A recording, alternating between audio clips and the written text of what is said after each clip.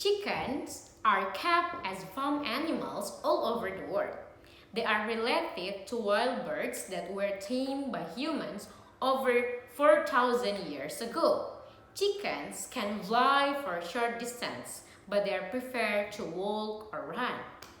Farmyard chickens eat seeds and small insects. They will also peck grain that is sprinkled on the ground. On some big farms, however, hens are fed on special food and kept in small cages. Male chickens are called cockerels and have large crests on their heads and a ruff of long feathers round their necks. They often make a loud crow, especially at daybreak. Female chickens are called hens. They are smaller and less colorful than cockerels. Hens are kept for both their meat and their eggs.